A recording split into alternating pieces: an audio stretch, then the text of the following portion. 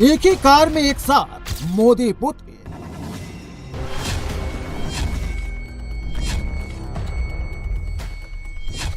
चीन में एससीओ की बैठक में पुतिन की कार में मोदी बैठे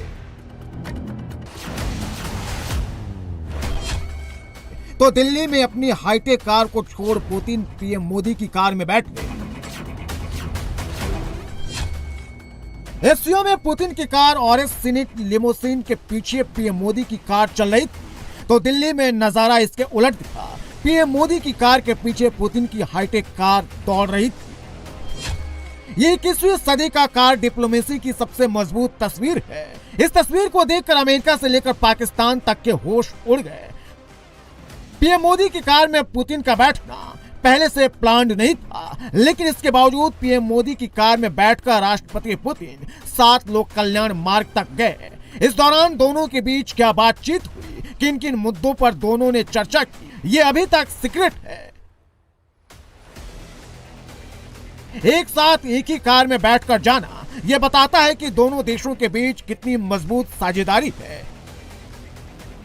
दोनों देशों के बीच कितनी गहरी दोस्ती है। यह सिर्फ मजबूत रिश्तों को ही नहीं दर्शाता है, बल्कि दोनों देशों के राष्ट्राध्यक्षों के बीच कितनी अच्छी तालमेल है यह भी बताता है। दोनों एक दूसरे के लिए कितना अहम है यह भी दिखाता है। पुतिन की कार डिप्लोमेसी पूरी दुनिया में फेमस है और पीएम मोदी ने भी दिल्ली में वही दोहराया है, लेकिन दिल्ली में पीएम मोदी की कार बदल गई। पुतिन की कार डिप्लोमेसी 1999 से ही फेमस है। ये तस्वीर तब की है जब पुतिन पहली बार राष्ट्रपति बने थे। उस समय पुतिन दक्षिण कोरिया के दौरे पर गए थे। तब भी पुतिन और दक्षिण कोरिया के तत्कालीन राष्ट्रपति किम डे जंग एक साथ कार पर दिखाई दिए थे। इस तस्वीर में पुतिन ड्राइविंग सीट पर स्टीयरिंग थामे दिखाई दे रहे हैं। पास वाली सीट पर तब के अमेरिकी राष्ट्रपति जॉर्ज डब्ल्यू बुश बैठे हुए हैं। तीसरी तस्वीर में लाल रंग की कार में पुतिन और तब की जर्मनी की चांसलर एंजेला मार्केल नजर आ रही हैं। इस तस्वीर में पुतिन के साथ ड्राइविंग सीट पर फ्रांस के राष्ट्रपति इमैनुअल मैक्रोन दिख रहे हैं। ये तस्वीर 7 अक्टूबर 2023 की है, जब पुतिन ने मॉस्को में उज़्बेक राष्ट्रपति शवाकत को अपनी कार दिखाई थी। 2024 में पुतिन किम जोंग उन से मिले थे तो दोनों औरत सीनेट कार से ही क्रेमलिन पहुंचे थे। पुतिन किम जोंग उन से इतने खुश हुए उन्होंने तोहफे में हाई सिक्योरिटी वाली औरत सीनेट कार तोहफे में दे दी।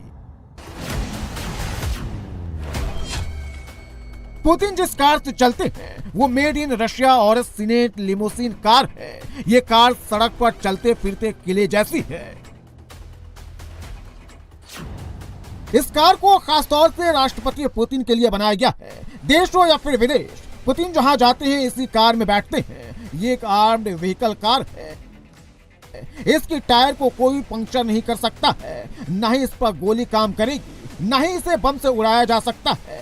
सामने कितना ही बड़ा दुश्मन क्यों न हो, ये कार रुकेगी नहीं। इसके पहिए बुलेट प्रूफ है।